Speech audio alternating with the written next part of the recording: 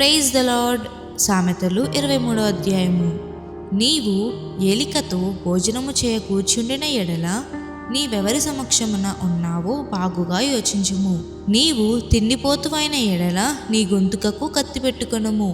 అతని రుచిగల పదార్థములను ఆశింపకుము, అవి మోసపుచ్చు ఆహారములు.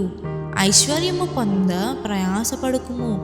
నీకు అట్టి అభిప్రాయము కలిగినను దాన్ని విడిచిపెట్టుము. నీవు దాని మీద దృష్టి నిలిపిన తోడనే అది లేకపోవును. నిశ్చయముగా అది రెక్కలు ధరించి ఎగిరిపోవును. పక్షిరాజు ఆకాశమునకు ఎగిరిపోవునట్లు అది ఎగిరిపోవును. ఎదుటివాని మేలు ఓర్చలేని వానితో కలిసి భోజనము చేయకుము.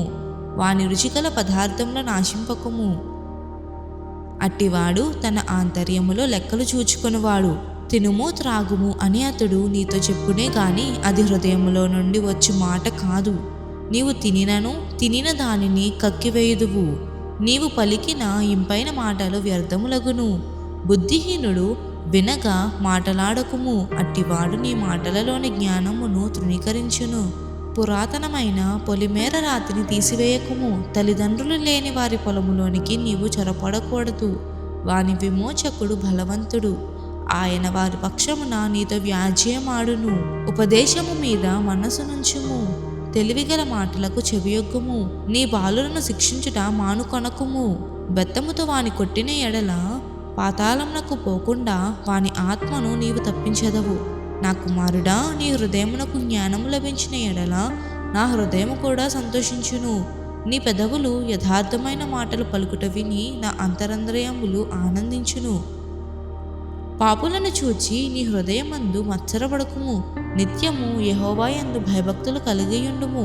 నిశ్చయముగా ముందుగతి రానే వచ్చును. నీ ఆశ భంగము కానేరదు. నా కుమారుడా, నీవు విని జ్ఞానము తెచ్చుకొనుము. నీ హృదయమును యథార్థమైన త్రోవల యందు చక్కగా నడిపించుకొనుము.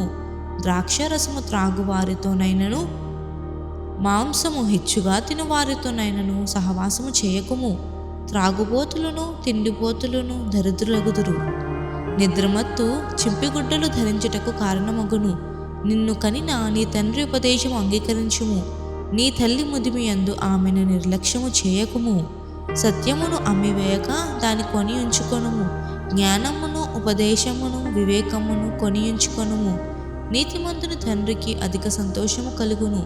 జ్ఞానము గల వానిని కనినవాడు వాని వలన ఆనందము నొందును. నీ తల్లిదండ్రులను నీవు సంతోషపెట్టవలెను. నిన్ను కనిన తల్లిని ఆనందపరచవలెను. నా కుమారుడా, నీ హృదయమును నాకిమ్ము. నీ మార్గములు నీ కన్నులకు ఇంపుగా ఉండనిమ్ము.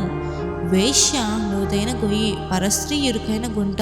దోచుకునివాడు పొంచియుండునట్లు అది పొంచియుండును. అది బహుమందిని విశ్వాసఘాతకులుగా చేయును. ఎవరికి శ్రమ, ఎవరికి దుఃఖము, ఎవరికి జగడములు, ఎవరికి చింత, ఎవరికి హేతువు లేని గాయములు, ఎవరికి మందదృష్టి. ద్రాక్షరసముతో ప్రొద్దుపుచ్చు వారికే గదా. కలిపిన ద్రాక్షరసము రుచి చూడ చేరు వారికి కదా. ద్రాక్షరసము మిక్కిలి ఎర్రబడగను, గిన్నెలో తలతలలాడుచుండగాను, త్రాగుటకు రుచిగా నుండగాను దానివైపు చూడకుము. పిమ్మట అది సర్పము వలె కరచును, కట్లపాము వలె కాటువేయును. విపరీతమైనవి నీ కన్నులకు కనబడును. నీవు వెర్రి మాటలు పలుకుదువు.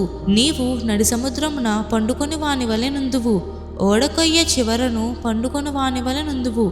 నన్ను కొట్టినను నాకు నొప్పి కలగలేదు. నా మీద దెబ్బలు పడినను నాకు తెలియలేదు.